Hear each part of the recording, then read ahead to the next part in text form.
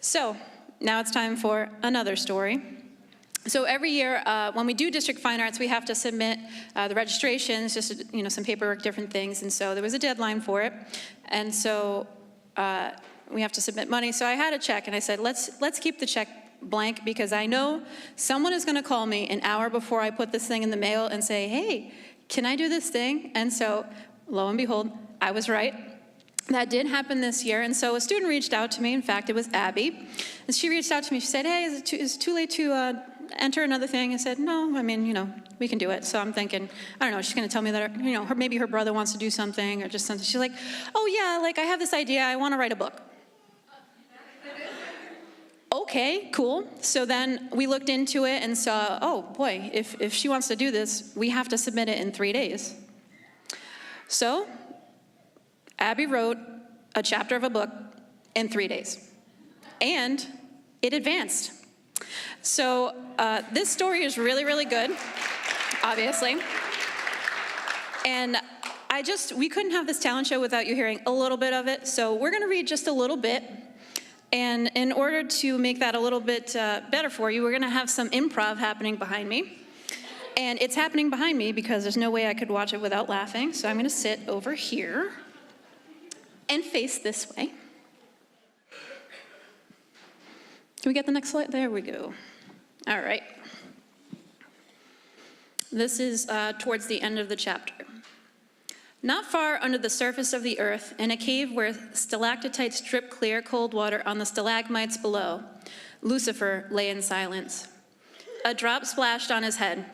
Several beams of sunshine shone in from the holes in the cave ceiling. There he lay where one shone and warmed the ground. His mind was working faster than a clock as lava and ice water ran through his veins and clashed to make a storm of horribly fierce emotions. He wanted to trick Eve and Adam to betray God's trust, creating an eternal separation from the created and their creator. For he hated no one more than God, and he knew God loved them. He had thought up 100 different plans, but there was one he always seemed to come back to. He jumped up and swiftly scrambled up some rocks and out through a hole in the cave ceiling. He would get them to eat the forbidden fruit. Adam made a fishing pole out of a long stick and some horsehair and went to go catch them some lunch. Eve saw a mother duck and her ducklings wander past her through the garden and decided she would like to go for a walk and enjoy the wildlife.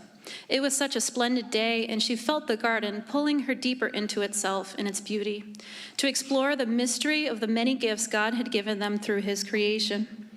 As she strolled along, looking at all of the beautiful fruit, she came to the center and saw the tree of knowledge of good and evil.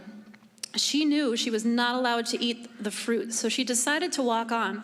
But before she did, she heard a quiet, deep whisper. "Hey," it snapped. Eve instantly felt uncomfortable and wished to go away, but she was also curious and wandered a little closer to see who had called for her. About halfway up the tree, coiled around the trunk, was a serpent. She had never seen one before. "Did God really say, 'You must not eat from any tree in the garden'?" it said. "We may eat fruit from the trees in the garden, but God did say, 'You must not eat fruit from the tree that is in the middle of the garden, and you must not touch it or you will die,'" she replied innocently. "You will not certainly die, for God knows that when you eat the fruit from it, your eyes will be opened and you will be like God, knowing good and evil."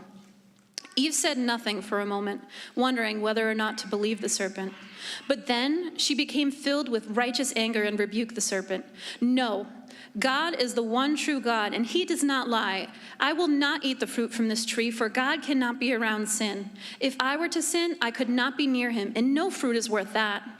Turning, she ran back to where her husband would be waiting for her, leaving the serpent boiling in his uncontrollable, hideous anger.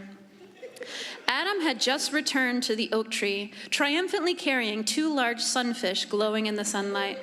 He set them down where the fire he had made that morning was, and looked up to see his wife running towards him.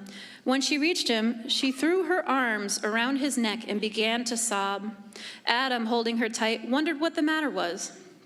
As soon as she had regained her composure, she looked up at him and explained to him what had happened. Adam was then filled with righteous anger too, and wished to avenge his wife. But knowing that it would not please God, he showed her the fish he had caught to try and bring a smile to her pretty face.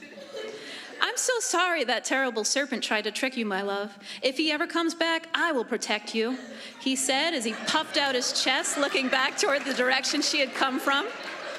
She giggled and thanked him for being the wonderful husband he was. They decided before lunch they would go for a relaxing soak in a nearby hot spring Adam had discovered the day before.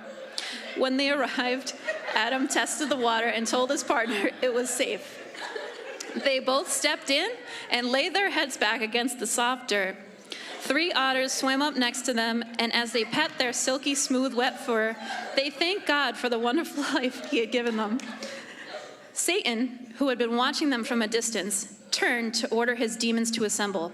"Tell the others," he commanded, "it's time to change our form."